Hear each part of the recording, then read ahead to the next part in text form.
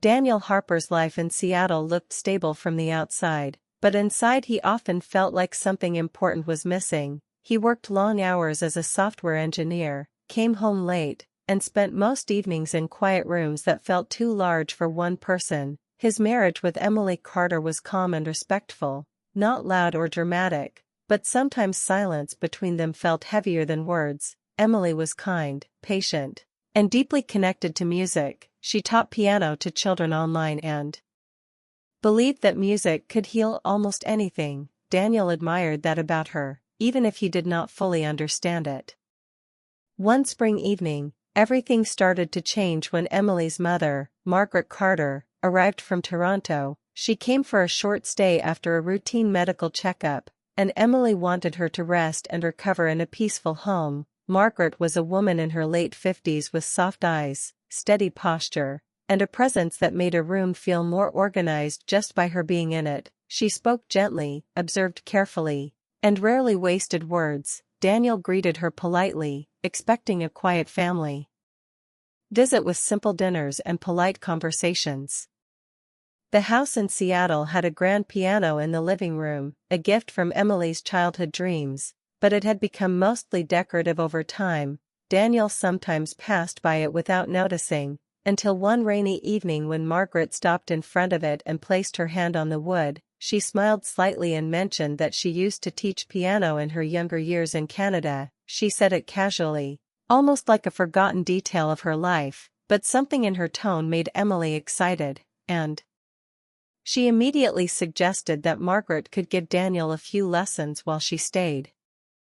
Daniel hesitated at first. He was not a music person, he barely understood rhythm or reading notes, but Margaret's calm confidence made it feel less like a burden and more like an opportunity. Emily encouraged him warmly, saying it would be good for him to relax after work, so Daniel finally agreed, thinking it would be a simple activity to pass time and build a little family connection. He did not realize that this decision would slowly pull him into something deeper than music. The first lesson happened on a quiet evening, rain tapping softly against the windows of their Seattle home. Margaret sat beside him at the piano bench, her posture straight but relaxed. She did not rush him or criticize. Instead, she guided his hands gently to the keys and explained how each note carried emotion. Daniel found her teaching style surprisingly patient. She did not speak like a strict instructor, but like someone trying to help him feel something rather than just learn something. As the days passed, the lessons became a routine. Daniel would finish work and find himself strangely looking forward to sitting at the piano. Margaret would correct his mistakes with calm precision, but also ask him small personal questions about his thoughts, his stress, and even his childhood memories. Daniel started opening up in ways he did not expect, talking more than he usually did at home, and Margaret listened carefully, never interrupting, only nodding as if she understood more than she said. Emily was happy at first. She liked seeing her husband engaged in something creative. She even joked that her mother was turning him into a musician, but Daniel began to notice something subtle during the lessons. Margaret's attention was not only on the piano. Sometimes she would pause and look at him in silence, as if she was studying him beyond his words. It was not uncomfortable at first, just unfamiliar, like being seen in a way he was not used to. One evening, the weather in Seattle turned stormy, thunder echoing through the sky, and the house felt smaller than usual. Emily was still at work, so Daniel and Margaret had their lesson alone. The lights were dim, and the piano became the center of the room. Margaret leaned closer to correct his hand position, and for a brief moment their eyes met, longer than necessary. Neither of them spoke, but the silence between them felt different, heavier, like something had shifted without permission. Daniel quickly focused back on the piano, trying to ignore the strange feeling building inside him. Margaret also stepped back and continued teaching as if nothing happened, but the air in the room no longer felt the same. The music sounded softer, almost uncertain, and Daniel made more mistakes than usual, not because he did not know the notes, but because his thoughts were distracted in ways he could not explain.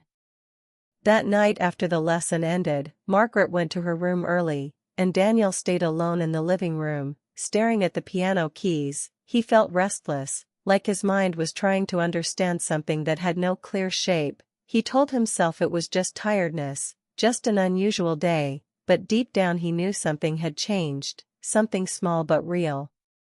When he finally went to bed, sleep did not come easily, and the sound of the piano seemed to stay in his thoughts even in silence, as if the house itself was remembering the lesson, and Daniel did not yet know that this was only the beginning of a much deeper emotional shift that would soon challenge everything he thought was stable in his life. After that first strange lesson, Daniel tried to act normal. He told himself it was just a new hobby and nothing more, but something inside him had already started to shift. The piano was no longer just furniture in the living room, it had become a place where emotions surfaced that he did not fully understand. Margaret continued the lessons as if everything was completely normal, calm and structured, but Daniel noticed he was thinking about them even when she was not around. The routine became stronger over the next days. Every evening after work, Daniel would sit at the piano while Margaret guided him through simple pieces. She focused on expression, not speed. She would say things like "feel the silence between notes" and "let the sound breathe." Daniel slowly improved, but more than that, he started to relax in her presence in a way he did not expect. There was something steady about her voice that made him feel heard, even when he said nothing important.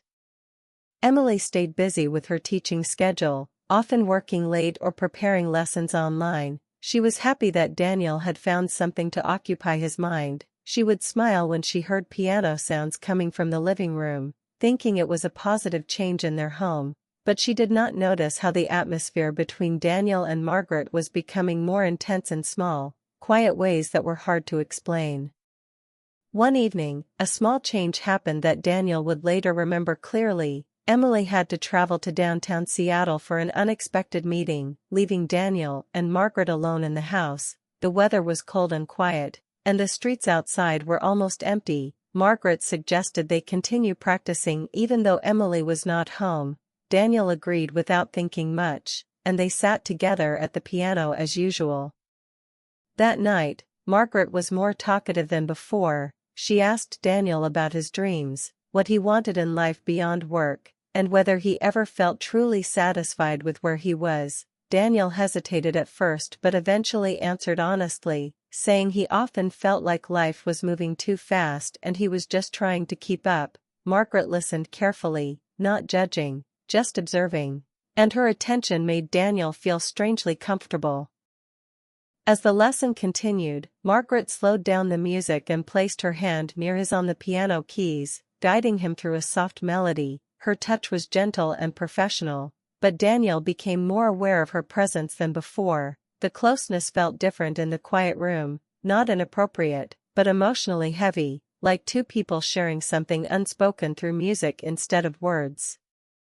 At one point she paused and said something unexpected. She mentioned that Daniel reminded her of someone from her past in Canada, a young man she once knew who also loved music deeply. She did not go into detail, but her voice changed slightly when she said it, softer, almost distant. Daniel did not know how to respond, so he simply nodded and continued playing, but the thought stayed in his mind. Later that evening, when the lesson ended, Daniel stood up to leave the piano bench, but Margaret stayed seated for a moment longer, looking at the keys as if remembering something from a long time ago. The room was quiet except for the faint sound of rain outside. Daniel felt like he should leave quickly, but something about her expression made him hesitate for a second longer than usual. The next day brought an even stranger discovery. While cleaning the living room before work, Daniel accidentally lifted the wooden bench cover of the piano. Inside he found an old folded paper, slightly worn and carefully kept. It had Margaret's name written on it in handwriting that looked decades old. Curiosity made him open it carefully, and he realized it was a letter, not recent, but something from her past. The letter mentioned feelings, memories, and a man who had once been important to her life in Canada, a pianist who had left without finishing what they started together. Daniel felt uncomfortable reading it, not because it was wrong, but because it made him realize Margaret had a hidden emotional history connected deeply with music, and somehow, that same piano was now part of their daily lessons. Before he could read further, he heard footsteps approaching the room. He quickly folded the letter and tried to place it back, but it was too late. Margaret had entered quietly and saw the paper in his hand. For a moment neither of them spoke. The air became tense, not angry, but heavy with surprise and something unspoken. Margaret asked calmly what he had found. Daniel explained carefully that it was inside the piano bench. He did not accuse or assume anything, he just told the truth. Her expression changed slightly, not into panic, but into a quiet acceptance, as if she had been waiting for this moment to come eventually. She asked him to sit down, and for the first time during their lessons, she did not touch the piano at all. Instead she spoke about the letter, explaining that it was from a part of her life she had never fully let go of. She said the man in the letter was someone she loved deeply in her younger years, someone who shared her passion for music, but who left before their life together could continue. Daniel listened carefully, realizing that the piano lessons were not just about teaching him music, they were also connected to something emotional inside Margaret, something she had never completely healed from. She said she did not bring this up to confuse him, only to be honest now that the past had surfaced. The conversation ended without resolution, just understanding mixed with uncertainty. Daniel felt emotionally shaken, not because something wrong had happened, but because he realized how easily emotions could overlap between people in quiet spaces, especially when music and memory were involved.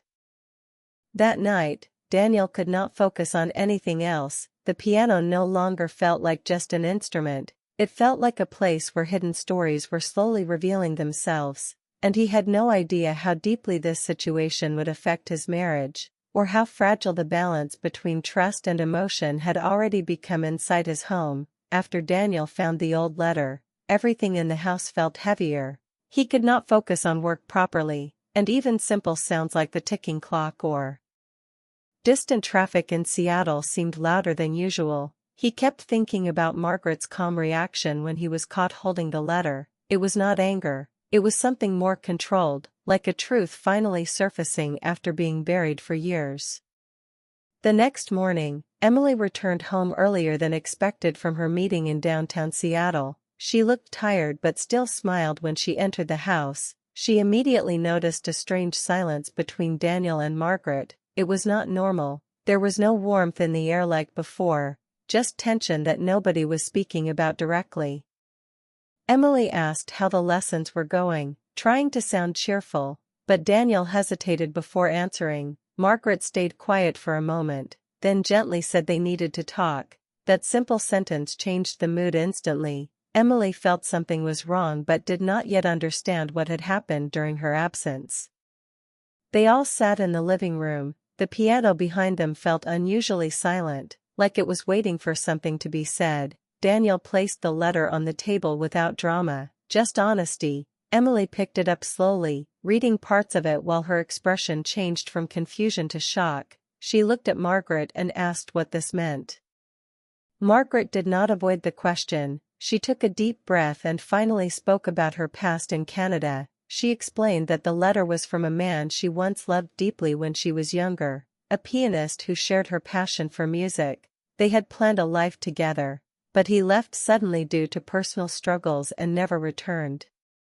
She said she had never fully healed from that loss, and over the years, she buried those feelings under work and teaching, but staying in Daniel's home and teaching him piano brought those memories back slowly, not in a planned way, but emotionally. Through music and shared silence, she insisted that nothing inappropriate ever happened, only emotions resurfacing through old memories. Emily listened quietly, her eyes filled with confusion and hurt, not because of betrayal in a physical sense, but because emotional boundaries had become unclear in her home. She looked at Daniel, trying to understand how deep this connection had become, and Daniel honestly admitted that he also felt confused, not about love, but about emotions that had formed during the lessons without him realizing. There was no shouting, no dramatic argument, only a painful silence that filled the room, the kind of silence that comes when trust is shaken but no clear action can fix it immediately. Emily stood up first, walked toward the window, and tried to process everything in her own way. she felt caught between understanding her mother and protecting her marriage. Margaret finally said she would leave soon. She realized her presence had unintentionally created emotional confusion in the house. She never meant to cross boundaries, but she also admitted she should have been more careful, especially when old feelings began affecting her behavior during lessons. The next morning was quiet, almost too quiet. Margaret packed her bags slowly, avoiding unnecessary conversation. Daniel helped her carry them to the door, and Emily stood a little distance away, watching without speaking much. There was no anger in her eyes anymore, just sadness and emotional exhaustion. Before leaving, Margaret looked at Daniel and said something simple but meaningful. She told him that music is powerful because it carries emotions people forget they still have, and sometimes those emotions return in unexpected ways. She thanked him for the time they spent learning together, not just piano, but understanding how deeply people can feel without saying everything out loud. She also looked at Emily and said she was proud of her, that she had built a strong life, and that she should protect it carefully. Her voice was calm, but emotional, like someone closing a chapter they never planned to reopen. After Margaret left, the house felt different, quieter in a way that was not peaceful. The piano remained untouched for days, like no one wanted to sit near it. Daniel and Emily tried to talk more, but their conversations were careful, avoiding the deeper emotions that had recently surfaced. Over time, Emily and Daniel slowly began rebuilding trust, but things were not exactly the same anymore. They were more cautious with each other's emotions, more aware of how small moments can create misunderstandings when left unspoken. Daniel sometimes sat near the piano alone, not playing, just remembering how easily emotions had grown in a space meant for music lessons. He realized that nothing dramatic had physically happened, but emotional boundaries had still shifted in ways that were difficult to fully erase. Emily, too, sometimes stood near the piano quietly, thinking about her mother, understanding her loneliness in a different way now, not approving of everything that happened, but seeing how past pain can quietly return when triggered by familiar emotions. In the end, the piano remained in the same place, unchanged, but what it represented had changed for all three of them. It was no longer just an instrument in a living room. It had become a reminder that emotions, even when unspoken, can shape relationships in unexpected and lasting ways.